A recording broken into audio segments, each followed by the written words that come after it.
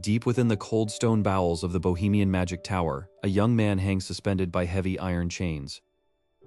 Verdun gasps for breath as the cold dampness of the cell seeps into his raw, whip-scarred flesh. For 15 years, his genius has been a curse, serving only to fill the greed of those who keep him locked away.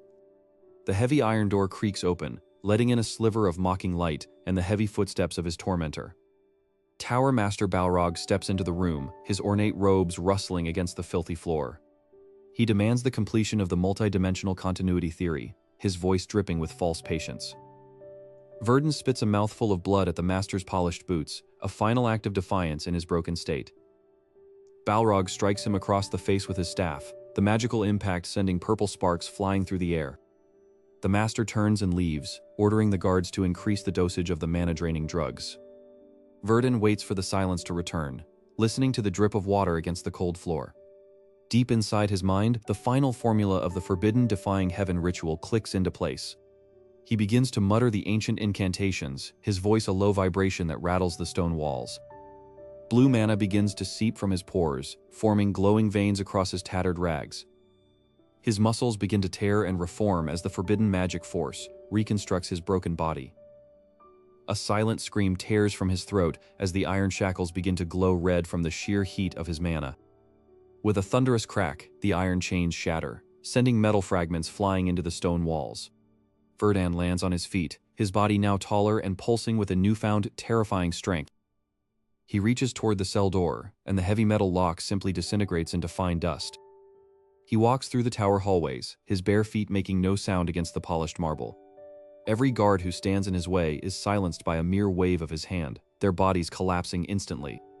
He reaches the central mana core of the Bohemian Magic Tower, a giant pulsating crystal of pure energy.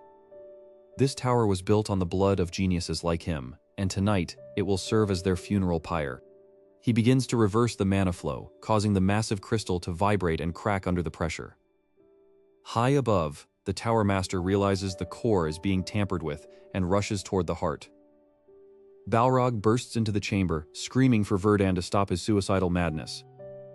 Verdun looks back one last time, a ghost of a smile appearing on his newly reformed face. With a final surge of will, he detonates the core, unleashing a massive wave of pure white mana. The explosion tears through the stone floors and reinforced walls, turning the tower into a pillar of fire. Massive chunks of masonry fall from the sky, crushing the surrounding buildings as the tower collapses. Amidst the settling dust and smoke, a single silhouette emerges from the smoldering ruins. Verdun reaches a nearby river and looks at his reflection in the shimmering, cool water. His once brown hair is now a striking ashy gray, and his dark eyes have turned a piercing, crystal blue. The reconstruction ritual was a success, granting him a body that can finally contain his true potential. Verdun is dead, and in his place, a new mage must rise to take everything back. He discards his prisoner rags, leaving them to burn in a small fire as he prepares for his journey. He begins to draw new magical circles in the dirt, testing the flow of his now perfect mana circuits. The spells he could only dream of before now flow with the ease of a simple breath. Every name of every traitor is etched into his mind, and he will find them all, one by one. The continent will soon learn to fear the name of the man they once thought they had broken. He begins to head toward the southern border, sensing a strange and ancient magic calling from the deep woods. Suddenly, the ground beneath him vibrates with a rhythmic, heavy thud that doesn't belong to any human. A low guttural growl echoes from the shadows of the trees, signaling the start of a new hunt. Verdun grips his staff tighter, wondering if his past has already managed to catch up to him so soon. Verdun grips his staff tighter, wondering if his past has already managed to catch up to him so soon. He takes a deep breath, feeling the newly refined mana circulating through his reconstructed circuits for the first time. A sudden rustle in the bushes causes him to pivot, his eyes flashing with a sharp, piercing blue light. He realizes that his physical appearance has completely changed, from his brown hair to his now ashy gray locks. This new face will be his shield, a way to move through the world without alerting the Tower Master's spies. He decides to adopt the name Asher, a name that carries no weight of the torture he endured. As he walks, he notices fresh skid marks on the road, indicating a carriage recently passed by in a great hurry. The faint scent of blood and the discordant sound of barking monsters drift through the air from up ahead. He spots a lone goblin struggling to pull an axe out of a discarded merchant's crate. Without a word, he raises his hand and a sharp shard of ice pierces the creature through its throat. He notes that his magic is much more fluid now, responding to his thoughts without the old resistance. Further down the road, a panicked merchant is desperately whipping his horse to escape a chasing pack. A group of orcs and goblins are hot on his heels, their eyes glowing with a feral hunger. The carriage hits a massive tree root, sending the merchant tumbling onto the dirt as the wagon flips over. The merchant scrambles backward, his back hitting the overturned carriage as the orcs close in. Asher steps out from the shadows of the trees, his presence immediately drawing the attention of the monsters. He quickly casts a protective earth dome over the merchant, encasing the man in a shell of solid stone. The orcs growl in frustration, turning their fury toward the lone mage who dared to interfere. Asher begins to chant, a magic circle manifesting in the air before him with intricate geometric patterns. He unleashes a volley of fire arrows, each one seeking out a goblin and incinerating it upon impact. The orc leader lunges forward, swinging a massive axe with enough force to shatter boulders. Asher effortlessly sidesteps the blow, the ground exploding where he stood only a second before. He decides to test his double casting ability, combining wind and ice magic into a single, lethal storm. A blast of freezing wind sweeps across the road, turning the charging orcs into statues of solid ice. With a casual flick of his wrist, the ice statues shatter into 1,000 glittering pieces. He dispels the earth dome, and the terrified merchant falls to his knees in the dirt. The merchant, Conrad, begins to babble his thanks, offering everything he has to his savior. Asher simply asks for a ride to the nearest town, uninterested in the man's gold or praise. As they travel, Conrad explains that this territory belongs to Baron Pith, a man known for his generosity. Asher realizes that Baron Pith's estate might be the perfect place to establish his new identity. He detects another presence following them from deep within the thicket, but it doesn't feel like a monster. It is a knight of the Pith territory, watching the road for any more bandit activity. They arrive at the gates of Baron Pith's estate, the high stone walls offering a sense of security. Baron Pith himself greets them, his expression one of genuine concern for the merchant's safety. Asher introduces himself simply as a traveling mage, hiding the true extent of his powers. The Baron is struck by Asher's calm demeanor and invites him to stay as a guest of honor. During dinner, Asher listens as the Baron describes a growing problem with bandits in the southern forest. He realizes that these bandits may be more than simple criminals, possibly linked to the experiments he's heard rumors about. He accepts the Baron's request to help eliminate the threat, seeing it as the perfect way to gather more information. However, as he retires to his room, he notices a familiar magical signature lingering in the hallway. It is the same mana used by the assassins from the Bohemian Magic Tower, suggesting they are closer than he ever imagined. He realizes that the safety of this estate is an illusion, and the hunt for him has already begun. He must act quickly to purge the spies before they can report his new location to the Tower Master. The game of cat and mouse has taken a dangerous turn, and Asher is no longer willing to be the prey. Little does he know, a shadowy figure is already watching him from the balcony of the manor's highest tower. The carriage rattled along the uneven forest path, as Asher sat in silence, contemplating the shadowy figure from the manor balcony. Outside the window, the dense tree line of Baron Pith's territory blurred into a wall of deep emerald and jagged shadows. Commander Enoch, a seasoned knight with a scarred jaw, broke the silence by outlining the mission to eliminate the bandits. He warned Asher that these were no ordinary thieves, but corrupted gold-rank adventurers who had turned to a life of slaughter. Asher listened to the commander's briefing while surreptitiously checking the flow of mana in his reconstructed circuits. He knew that gaining the Baron's trust was essential for his long-term goal of dismantling the Bohemian Magic Tower. The carriage eventually came to a halt at a makeshift camp near the southern forest, where the air smelled of damp earth and wood smoke. Asher stepped onto the grass, immediately sensing a hidden magic circle concealed beneath the layer of fallen leaves. With a casual wave of his hand, he used a dispel spell to peel back the illusion and reveal the glowing trap. The knights gasped, as the massive warning signal was neutralized instantly by the young mage they had underestimated. Enoch signaled for the group to advance into the heart of the bandit territory under the cover of the new moon. They moved like ghosts through the underbrush, guided by Asher's superior mana detection skills. Ahead, the sounds of rowdy laughter and the clinking of mugs signaled the location of the bandit hideout. Asher spotted the enemy mage Vilshan, sitting near the center of the camp with a modified stone wand in his belt. He instructed Enoch's men to flank the perimeter while he prepared a high-output opening spell. Without warning, Asher unleashed a multi-flame arrow spell that streaked through the air like falling stars. The camp erupted into a frenzy of screams and clashing steel as the knights charged into the panicked bandits. Vilshin quickly erected a mana barrier, but Asher's relentless barrage began to crack the shimmering dome. Asher closed the distance, his footsteps silent as he bypassed the frontline combatants with ease. He looked Vilshin in the eye and remarked that a second circle mage shouldn't be so confident against a true genius.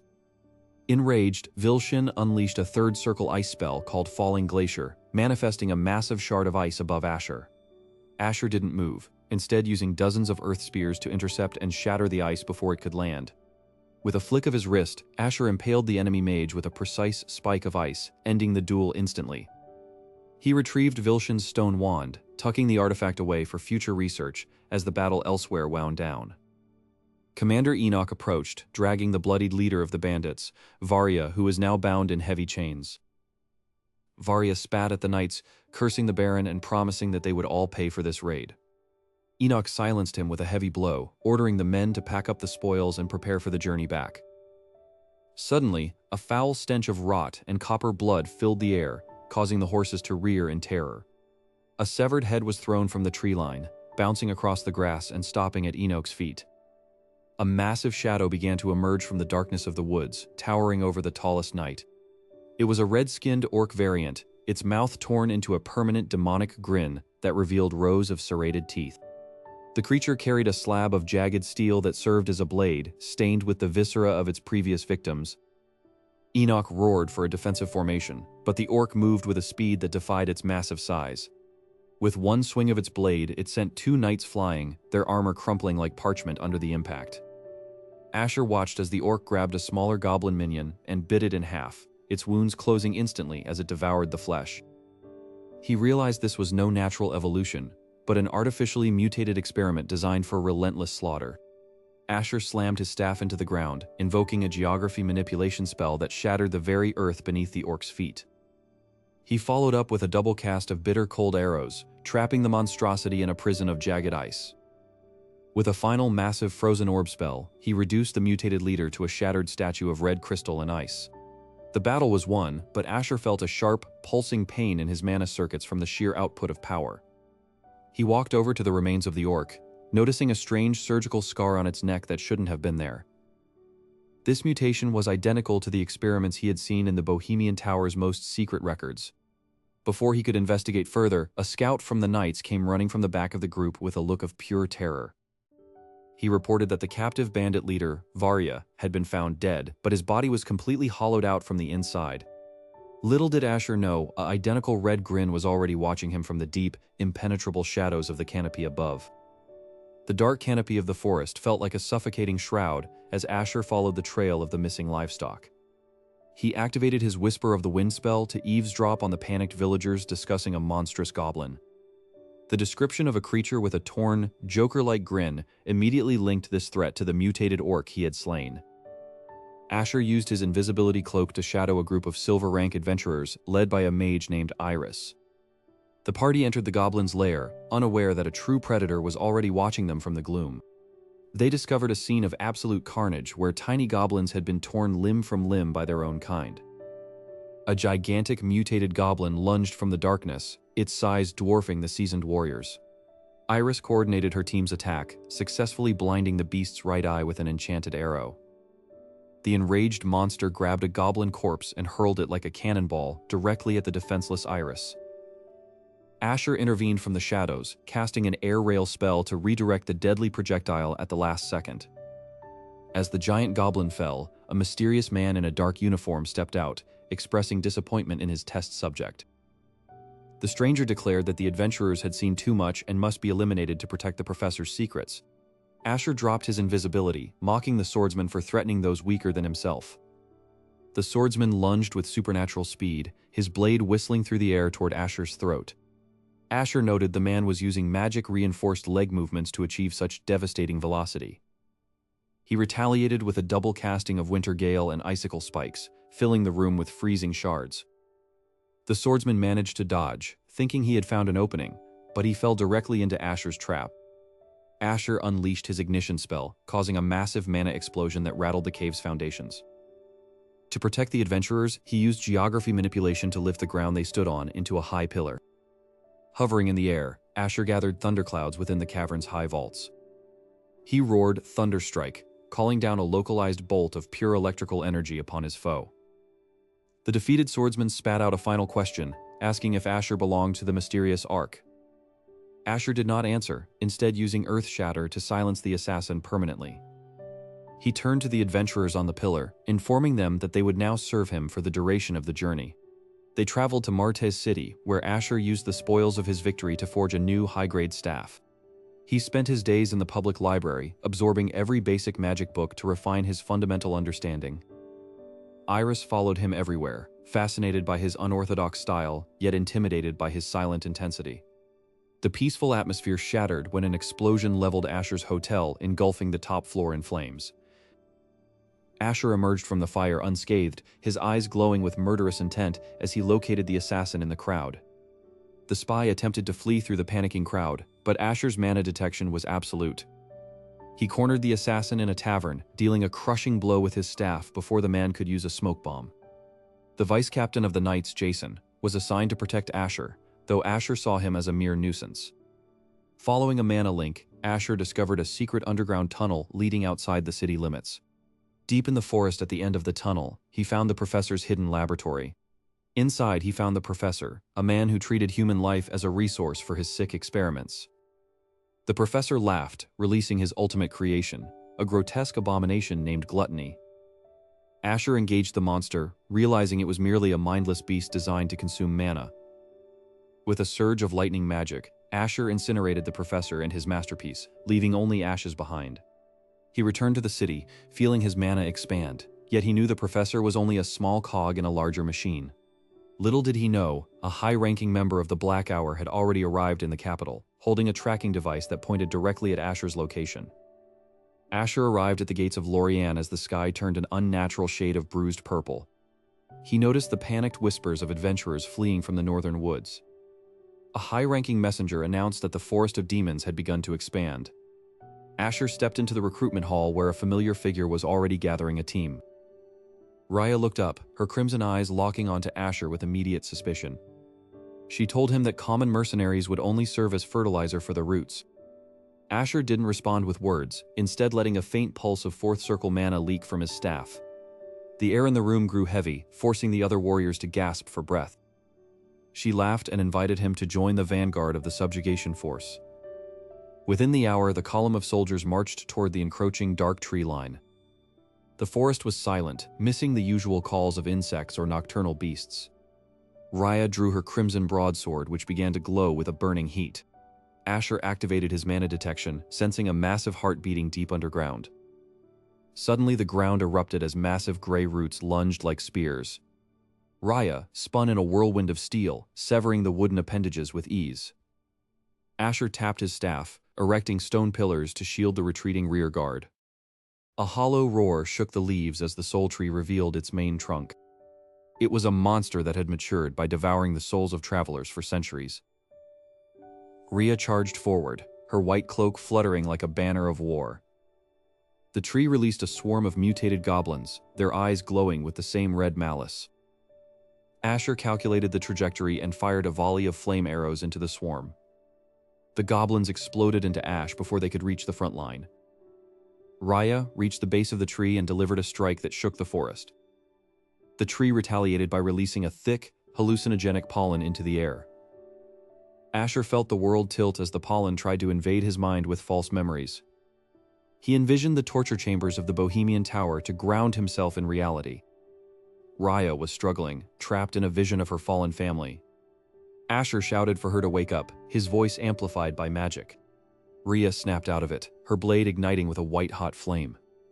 She carved a massive X into the trunk, revealing the glowing soul core inside. The tree screamed, its roots thrashing wildly in a final attempt to kill them. Asher began the final incantation for his most destructive spell. A giant earth spear descended from the sky, impaling the tree's core. The soul tree shattered into 1,000 pieces, its dark energy dissipating. The soldiers cheered as the dark forest finally regained its natural color. Raya leaned on her sword, panting as she looked over at Asher. She admitted that without his mental grounding, she would have been lost. Asher simply nodded, accepting the alliance for the battles ahead. As they returned to Lorianne, Asher noticed a strange symbol carved into a nearby stone. It was the mark of the Black Hour, hidden perfectly beneath the moss. He realized the Soul Tree's mutation wasn't a natural occurrence. The organization was using the Forest of Demons as a massive laboratory. His revenge was no longer just about the tower, but the corruption infecting the entire land. Back at the palace, a shadowy advisor whispered into the king's ear. They spoke of a new player who had disrupted the experiment in the forest. The king ordered the upcoming tournament to be used as a trap to capture him. Asher felt a sudden shiver as he entered the city, sensing hundreds of eyes watching his every move from the shadows. Asher stood at the threshold of the capital's grand arena, feeling the weight of 1,000 eyes pressing down on him from the shadows. He scanned the royal box where Count Rodenmeyer sat, noting the visible tension in the nobleman's otherwise stoic posture. The King of Revante sat at the center of the spectacle, his boisterous laughter echoing through the stadium as the opening ceremonies began. Asher adjusted his mana-conducting cloak, ensuring his true power level remained masked behind a deceptive third-circle aura. Across the sandy circle, his first opponent, the elementalist Robin, began chanting a series of rapid-fire water spells. Asher noticed a faint violet thread of mana connecting Robin's neck to the distant figure of Professor Luchanan. Realizing the match was being manipulated through mental suppression, he decided to end the farce with a single physical blow. In a blur of enhanced movement that defied magical logic, Asher closed the gap before Robin could release his javelin. The butt of his staff connected with Robin's solar plexus, knocking the air and the mind control spell out of him instantly. The crowd fell into a stunned silence as the favorite to win the first round crumbled into the dirt. Asher glanced toward Professor Luchanan, seeing the man's face twist into a mask of pure, undisguised hatred. During the tournament interval, Asher found himself in a quiet hallway, confronted by the very man he had exposed. Luchanan demanded that Asher withdraw from the competition, claiming that a brawler had no place among true mages. Asher merely smiled, noting that the professor's noble magic seemed to rely heavily on cowardice and puppetry. Infuriated by the dismissal, Luchanan vowed to crush him in the semifinals, using the Scream of Nightmare spell. Asher returned to his waiting area, turning his attention to the tracking compass he had modified with Gluttony's fragments. The needle spun erratically, indicating that a significant source of Gluttony's mana was present somewhere within the palace walls. He realized the tournament was more than a display of skill, it was a gathering point for the continent's most dangerous elements. The semi-final match arrived, and Asher stepped back onto the sands to face the enraged Professor Luchanan. Luchanan immediately unleashed an illusion spell, creating dozens of identical copies of himself to surround Asher. Using his enhanced rune-engraved senses, Asher felt the heartbeat of the true mage amidst the static noise of the clones. He pointed his staff at the floor and cast a geography manipulation spell, causing the sand to rise in a localized wave. The real Luchanan was thrown off balance as the ground beneath his feet shifted like water. Before the professor could recover, Asher appeared in his personal space, holding a spark of concentrated lightning in his palm. The referee called the match before the strike landed, acknowledging Asher's total dominance over the Academy elite. Count Rodenmeyer stood in the balcony and applauded, his victory over the rival Count Diverk now complete. The king announced the final duel would take place the following morning between Asher and the champion Jack. Asher spent the night refining his control over the Starlight attribute, preparing for the most difficult physical fight of his life. He knew that Jack's combat style was a unique hybrid of physical aura and magical resistance, a true counter to ordinary mages. Morning arrived and the arena was filled to its absolute capacity with thousands of citizens and nobles. Jack entered the ring with a massive claymore strapped to his back, his presence radiating a crushing physical pressure. Asher met him in the center, his staff glowing with a soft, pulsing violet light that signaled the activation of his enhancements. Without a word of warning, Jack lunged with speed that bypassed human perception, his sword swinging in a horizontal arc. Asher used the blink spell to teleport inches above the blade, his staff descending toward Jack's helmet. Jack caught the staff with his bare hand, the friction causing sparks to fly from the mana-charged wood. The two fighters locked in a struggle of pure mana and physical might, neither side willing to give an inch. Asher whispered the final command for the Bitter Frost attribute, freezing the sand in Jack's feet in an instant. With Jack immobilized, Asher released a point-blank ignition blast that sent the warrior flying into the stadium walls. The king stood up and cheered as the dust settled, declaring Asher the undisputed champion of the grand audience. Count Rodenmeyer presented Asher with the Ring of Bitter Frost copy, a silver band that hummed with ancient, icy power. As the sun set on the festival, Asher realized his journey was far from over, but he finally possessed the strength to face the Tower Master. He had transformed from a broken lab rat into a legend, and the echoes of his victory would soon reach the ears of his enemies. With the tournament won and his allies secured, Asher set his sights on the Bohemian Magic Tower for the final reckoning. The era of the genius mage's revenge had truly begun, promising a future where power was defined by will alone.